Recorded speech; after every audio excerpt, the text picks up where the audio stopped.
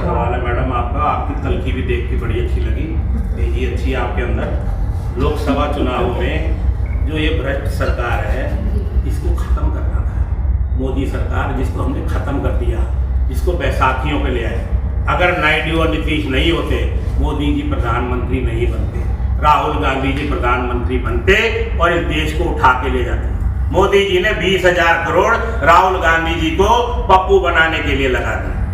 राहुल गांधी जी कहते थे कि मोदी जी कहते हैं इधर से आलू डालूंगा इधर से सोना निकलेगा, और जो मोदी जी कहते हैं वो काट के पूरे देश में चलाए गए। ऐसे तमाम वीडियो चलाए गए, काम तो किया ही नहीं। अपनी काम की राजनीति पे कोई वोट नहीं मांगता। आज खट्टर दुष्यंत क्यों भगा दिए? दुष्यंत चौटाला अपनी जमानत बचा ले उचाना से, मैं नहीं बचा, अगर बचा ली तो मैं राजनीति छोड़ दूंगा।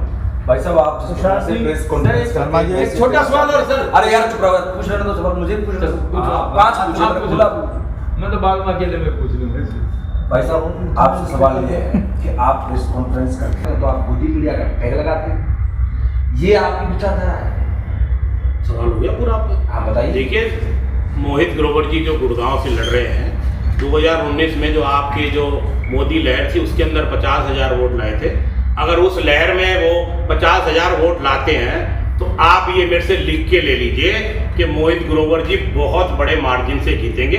ये आपकी सोच है कि 4 आदमी नहीं है, 5 नहीं है। जिस आदमी को 50,000 वोट मिले हैं और वो भी 2019 में, तो मुझे नहीं पता कि आपकी पत्रकारिता की डिग्री कहाँ से है। आप पहले डिग्री दिखाइए, चेक करवाइए, बैठ के बात करेंगे। आपका जर्नलिज्म का कोर्स कहाँ से हुआ? आप भी गुड़गाने वाले अभी से कुछ दिन पहले आम आदमी पार्टी के, मैंने ये पार्टी बन गई 10 साल में, अब आप एक दिन पहले कांग्रेस में आ गए तो अब आप कांग्रेस में गुड़गाने लगे?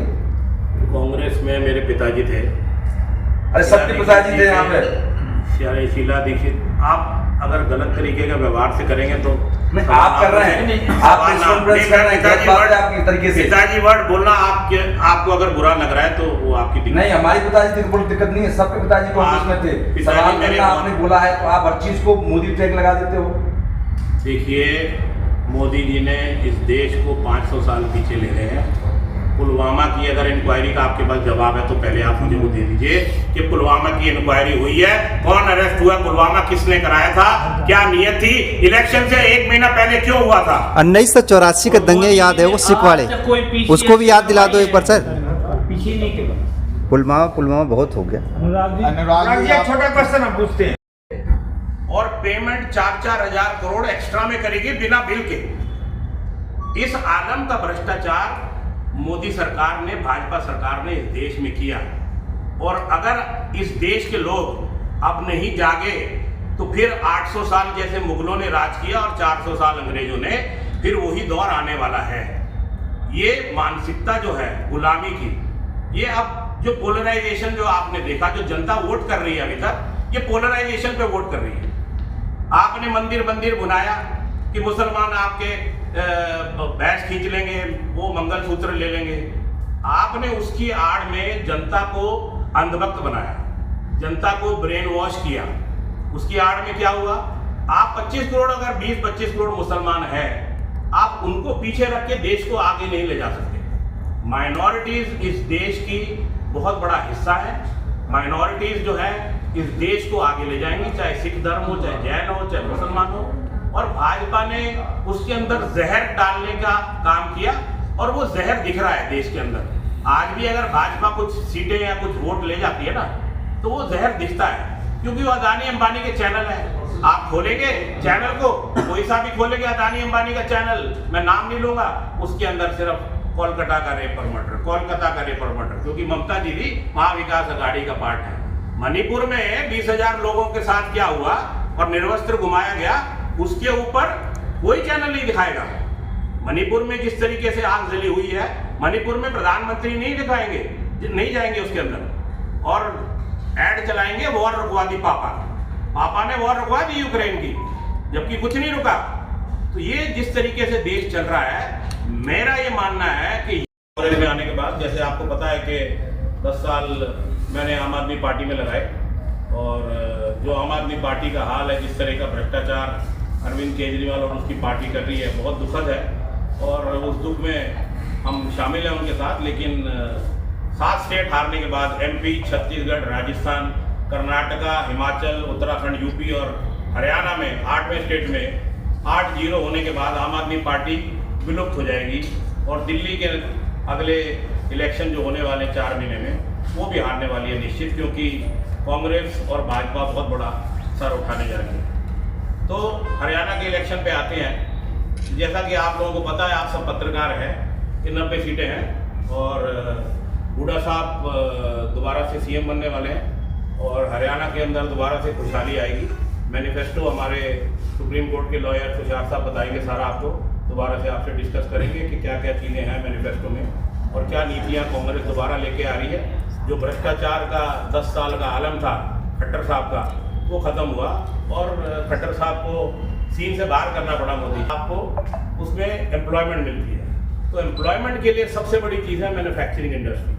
और गुड़गांव में मानेसर हो, उद्योग विहार हो, पेसिटी हो और बाकी भी एरियाज हैं जो आपके वहाँ पे सब जगह हुड्डा साहब ने अपने टेन्योर में और बहुत अच्छी मोदी सरकार ने सारा कुछ जो है सत्यानाश कर दिया। देश को 50 साल पीछे ले गई है भाजपा सरकार।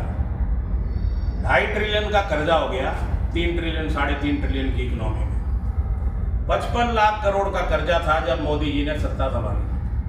67 सालों में 55 लाख करोड़ का कर्जा था और 10 साल के अंदर 200 लाख करोड़ का कर्जा लिया। 35 lakh small and medium enterprises जो कि इस देश की नींव और रीढ़ की हड्डी होते हैं, वो बंद हो गए। देश को 50 साल शायद कम बोल रहा हूँ, 100 साल पीछे ले जाने का काम मोदी जी ने किया। बाकी जो चीज़ें हैं वो इंडस्ट्री के अलावा उन पे भी किसी पे काम नहीं हुआ। रोड इंफ्रास्ट्रक्चर में अगर काम हुआ तो आप देखेंगे कि इतना हैवी टोल है, ये मतलब अनप्रेसिडेंटेड है। सारे ब्रिज गिर रहे हैं। अभी तक नीतीश जी पे एक्ट नहीं किया क्योंकि उनकी बैसाखी पे चल रहे हैं नीतीश और नायडू की।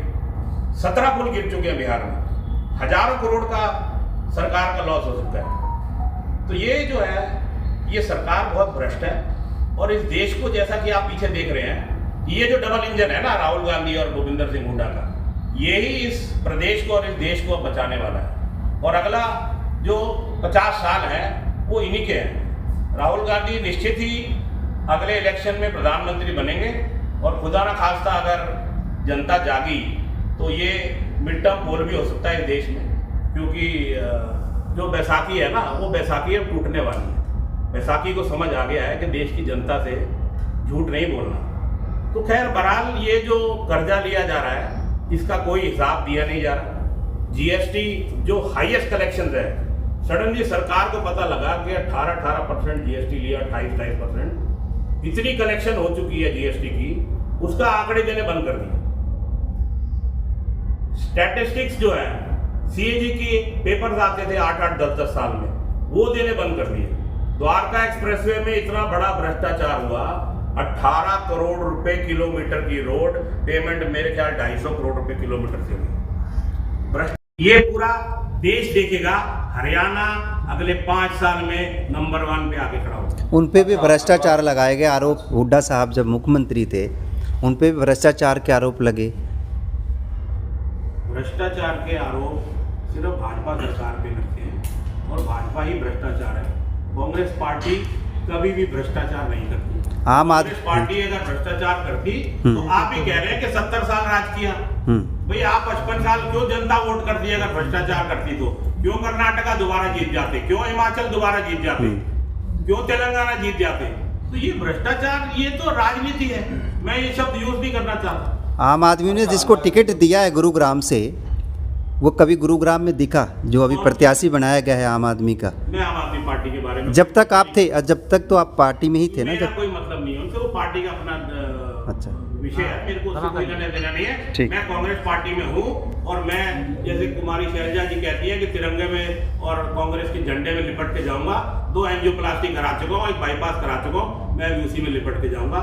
और आप चिंता न करें, इस प्रदेश को समृद्ध और सुखी बना के जाऊंगा। रमाकांत पार्टी ना करे तो ठीक रहेगा। रमाकांत जी आखिरी सवाल है। आदरणीय अनुराग जी, नायब सिंह सैनी वर्तमान जो सीएम है, नहीं आती कि इस देश को बर्बाद करने वाला मीडिया है और उस मीडिया का नाम है मोदी मीडिया। तो मेरे ख्याल से शायद आप एक उस गोदी मीडिया के मेरे ख्याल सरताज हैं या सरगना है, जो कि 10 साल से आप सरताज लगते हैं मुझे, और नहीं हो तो आपको बताना देना चाहिए, क्योंकि 10 साल से खट्टर की सरकार चल रही है और आप पर्ची खर्ची की बात कर रहे हैं कांग्रेस के राज में। तो भूपेंद्र सिंह हुड्डा जी की आप बात कर रहे हैं, आप खट्टर सरकार की जो नीतियां हैं, क्योंकि मैं आपको बहुत अच्छे से जानता हूं भाई साहब, सीएम का आरोप आम आदमी पार्टी ने 90 सीटों पे लड़ने का डिसीजन लिया। वो सोच रहे थे कि हम जिस तरीके से 7 स्टेट में, मैं बार बार नहीं गिनाना चाहता, एमपी, छत्तीसगढ़, राजस्थान 205 सीट लड़े, 205 में 0.64 vote share MP, Chhattisgarh, Rajasthan में गुनोटा का वोट शेयर 0.94। कहते हैं कि हम सर्वे करा के टिकट दी, आपने सर्वे नहीं कराया, आपने टिकट बेची। हरियाणा में क्योंकि आपकी टिकट लेने वाला कोई नहीं था, आपने 15-20 रैलियां करके, सभा करके आपने सोचा कि हम टिकट बेच लेंगे, हम कांग्रेस के साथ गठबंधन कर लेंगे।